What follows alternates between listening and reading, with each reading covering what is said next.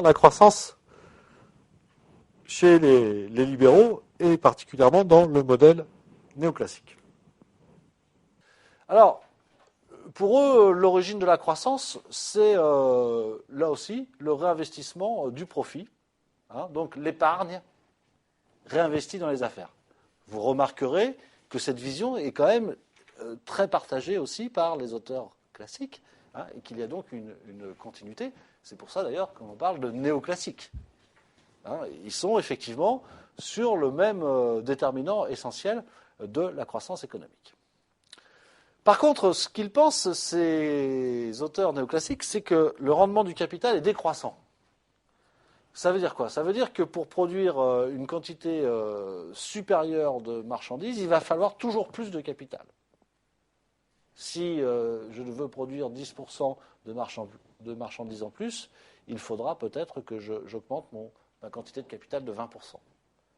Donc à chaque fois qu'il va y avoir croissance économique, il va falloir réinvestir d'autant plus, puisque le rendement du capital est décroissant. Donc là, on commence à voir, avec ces histoires de rendement décroissant du capital, on commence à voir les limites de la croissance. Au bout d'un moment, il n'y aura pas suffisamment de capital pour pouvoir produire plus. C'est tout aussi simple que cela.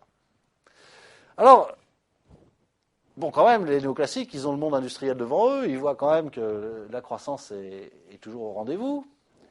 Et donc, ils posent une nouvelle règle en disant le progrès technique, c'est-à-dire les innovations sur les procédés, notamment, sur les procédés de fabrication, peut repousser cette limite, puisqu'il va permettre d'améliorer la productivité du capital et quelque part de compenser les rendements décroissants de ce capital.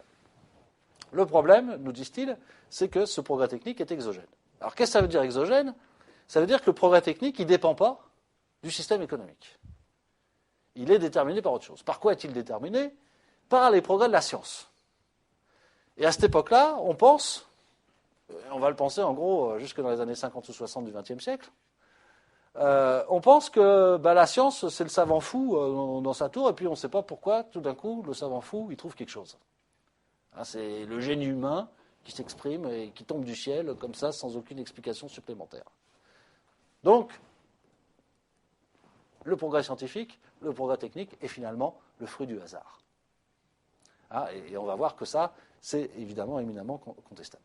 Donc, si le hasard fait bien les choses, on peut avoir continuité de la croissance économique parce qu'on va avoir tout un tas d'innovations qui vont pouvoir être introduites dans les entreprises.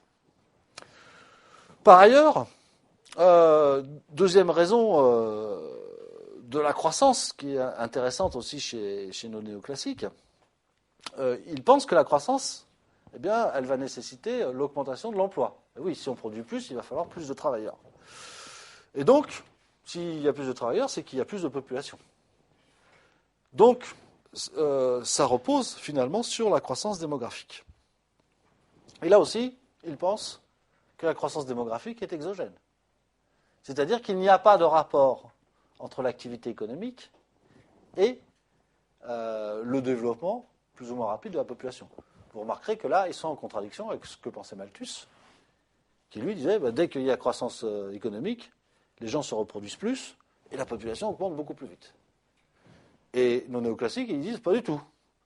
Les gens, on ne sait pas comment, à quelles règles ils obéissent pour se reproduire, mais en tous les cas, c'est sans rapport avec l'activité économique. Juste une petite parenthèse, nous on sait que quand il y a croissance économique, sur le long terme, augmentation de la richesse, augmentation du revenu des individus, que les gens font moins d'enfants. On sait ça et on voit qu'aujourd'hui, dans les pays développés, on est à 1,4 à 2,1 enfants par femme. Pas plus, c'est-à-dire qu'on est en dessous, généralement, du seuil de reproduction de la population. Et ça, c'est dans tous les pays riches.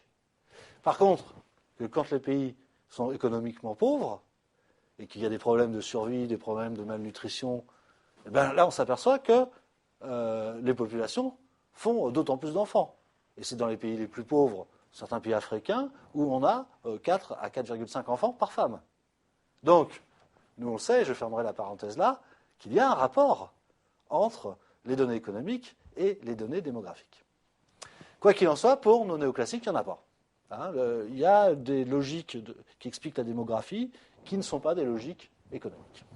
Donc, ça leur revient à dire que la croissance, qui dépend d'une part éventuellement du progrès technique et éventuellement de la croissance démographique, eh bien, elle dépend de variables totalement exogènes au système économique.